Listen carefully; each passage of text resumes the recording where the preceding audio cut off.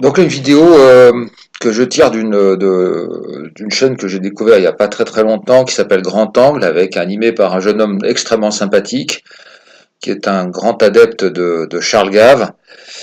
C'est un type hyper sympa. Il se trouve que ses vidéos sont très bien faites, c'est très clair, hein. Donc pour avoir, je pense que n'hésitez pas à regarder sa chaîne parce que c'est vraiment très très intéressant, avec bien entendu Charles Gave, avec de la marche notamment, etc. Des gens qui sont quand même des gens pertinents, qui ont quand même une expertise qui mérite d'être écoutés. Voilà. Alors, moi, je tire la synthèse d'un ensemble de vidéos que j'ai vues et qui me paraissent très très intéressantes, et qui résument bien un petit peu où en est le capitalisme en 2019. Et je dirais l'impasse du capitalisme en 2019. Donc, je vais commencer par une vidéo de l'animateur de Grand Angle, qui se livre à un plaidoyer pour le libéralisme, et ce que j'appellerais le libéralisme littéral. Vous savez, comme il y a le Coran, les textes, les choses saintes, les écritures saintes, etc. Alors, il tourne en dérision l'utilisation qu'on fait du mot libéral à toutes les sauces. Libéral, je dirais, c'est une idéologie de liberté, hein. C'est la liberté d'aller selon ses inclinaisons, sans entrave, hein. C'est comme jouer sans entrave, etc. Et qui s'oppose à l'État, effectivement, parce qu'il nous cite les grands précurseurs de l'idéologie libérale, Montesquieu, Montaigne, Tocqueville. Vous voyez, ça remonte quand même à un certain temps, hein. J'aimerais que ces gens-là nous disent un petit peu, s'ils étaient là, ce qu'ils en pensent. Et à l'époque, c'était plutôt donc la défense de l'individu face à l'État et face aux tyrans notamment. Donc c'est pour ça que ça a été beaucoup porté par les protestants, qui étaient victimes en guerre contre un certain nombre de souverains, hein. Les rois de France, mais aussi les rois d'Angleterre, hein, donc il y a eu quand même il y a eu des combats et des persécutions importantes. Donc c'est bien pour ça que les protestants se sont fait largement les avocats de cette idéologie. Donc c'est la liberté. Ce sympathique animateur ergote un peu sur les choses. Enfin, ici c'est quand même très drôle parce qu'il utilise en début de vidéo la métaphore du gnou, hein. Le faible gnou qui se fait bouffer par le lion, s'il n'est pas protégé par le groupe. Bah oui, t'as tout à fait raison, mon ami. C'est exactement ça. Alors lui, il essaie de trouver une parade en disant que c'est avant tout quelque chose d'une définition juridique, voilà, et puis il ergote sur l'économie. Ben non, moi je vois pas de distinction. Donc la liberté, d'un point de vue sociétal, c'est la liberté de baiser avec qui on veut, comme on veut, quand on veut. Et en économie, c'est la liberté de faire du fric sans que l'État vienne vous gêner, ou les autres. Voilà. Donc je vois pas de contradiction, hein. C'est quelque chose, moi, qui me paraît très simple. Maintenant, effectivement, il essaie de se livrer à un plaidoyer qui est quand même un peu laborieux, très juridique, très ceci, très cela. Mais enfin, on juge, vous savez, dans certaines campagnes, il y a une expression un peu triviale qui dit c'est à la fin c'est à la fin qu'on compte les bouses, hein. Voilà, euh, donc voilà, c'est un petit peu. Et il faut juger le capitalisme où il en est en 2019, hein, voilà. Alors, je reste sur sa chaîne, effectivement, et bon, nombreuses vidéos très intéressantes avec le grand maître, hein, Charles Gave, donc ancien financier, conseiller financier, donc qui est à la retraite maintenant. Et c'est très intéressant parce que Charles Gave est un vrai libéral, c'est-à-dire que lui, c'est la notion de prise de risque, hein. Donc, le type est tout à fait le libéral. Il a le droit de prendre des risques puisque c'est son argent qui joue, c'est son avenir qui joue, etc. Bon, d'un point de vue là, c'est bon. Donc, il nous ressort aussi les théoriciens. C'est très drôle, c'est-à-dire que les libéraux maintenant sont obligés de devenir très littéraux, hein. Donc, il invoque les mannes de Schumpeter, d'Adam Smith, hein. On rappelle que Schumpeter, c'est la destruction créatrice, hein. Il faut que les entreprises qui marchent plus disparaissent pour que les nouvelles économies surgissent, hein, etc. Mis à part ça, l'humain derrière, il voit un peu l'humain. C'est un monsieur très bienveillant, hein. Moi, c'est quelqu'un que j'apprécie beaucoup. On voit que c'est une bonne personne. Mais comme tous ces gens qui sont tout en haut des tours, ils voient que des fourmis, ils voient pas des êtres humains, quoi. Donc ça, c'est un peu la différence avec des gens comme moi, par exemple. Et il se livre à des critiques absolument considérables du capitalisme de rente et du capitalisme de connivence. Alors il est sans, voilà, donc là on est tout à fait d'accord, donc on fait le même constat, hein, moi qui ne suis pas financier, lui qui en est un, on arrive on est tout à fait d'accord, voilà. Alors la prise de risque, c'est très bien la prise de risque, quand on débute. Mais le problème, c'est qu'une fois qu'on s'appelle Bernard Arnault ou Bezos ou compagnie, qu'on a des 150 milliards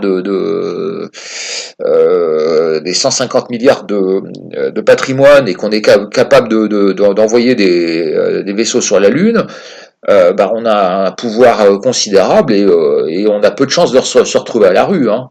Euh, voilà, il y a un moment où effectivement la question n'est pas celle du début, la question c'est celle du contrôle du capitalisme.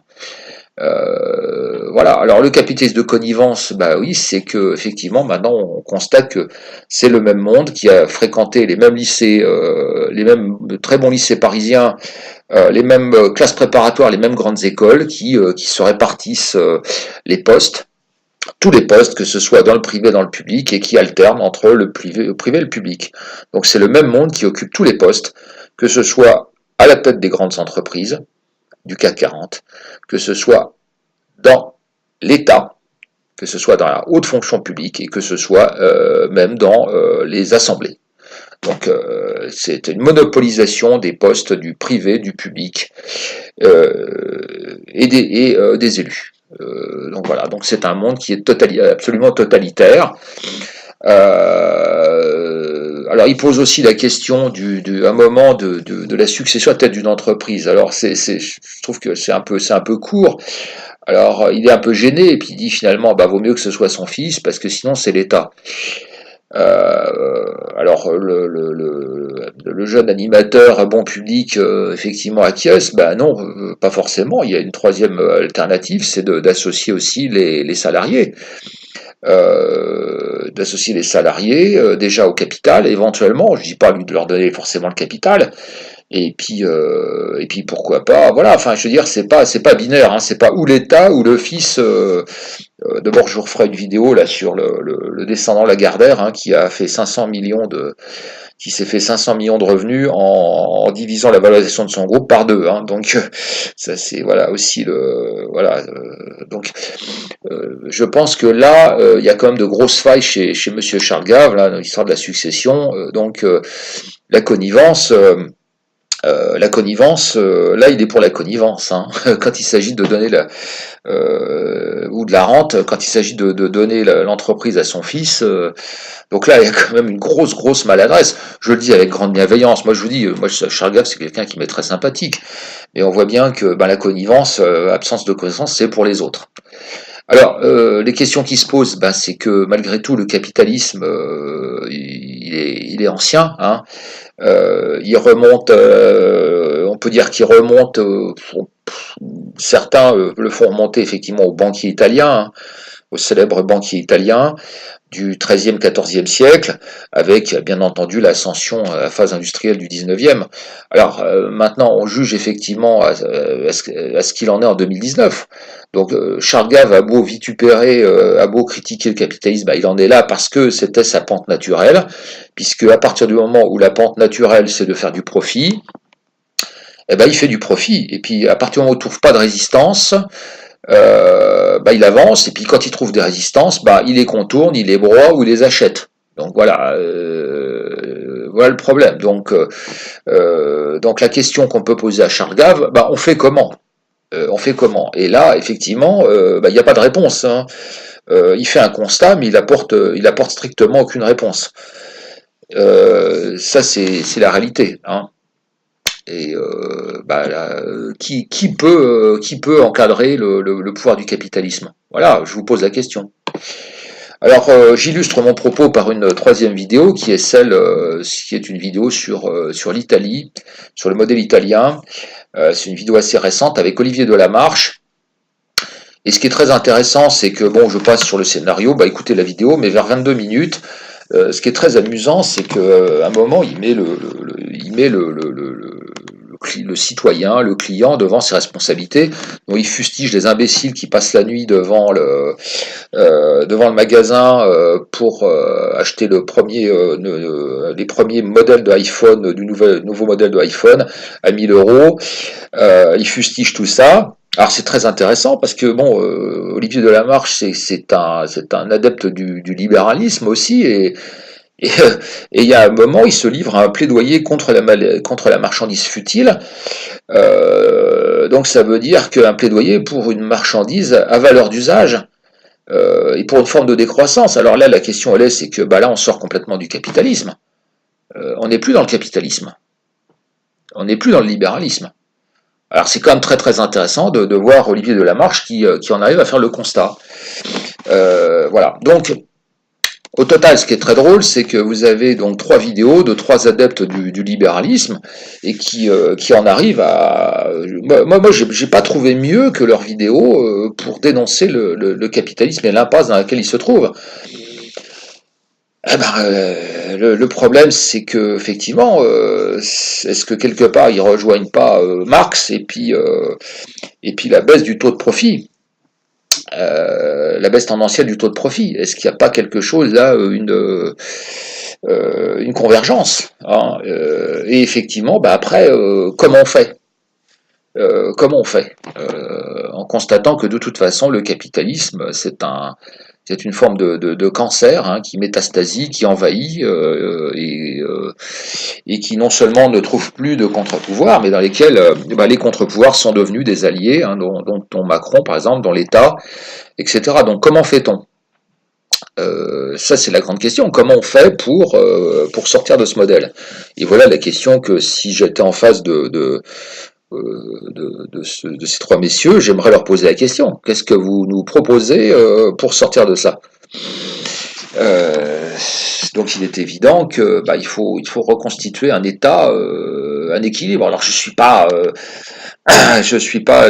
ni soviétique, ni maoïste, ni ceci ni cela. Je pose humblement la question. Je dis voilà, nous constatons en 2019 que nous sommes dans une impasse complète.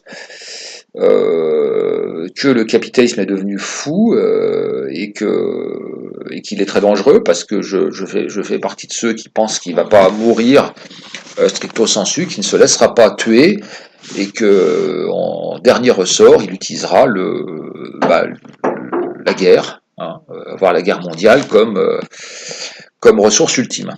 Voilà, donc j'attends un petit peu vos commentaires et vos suggestions.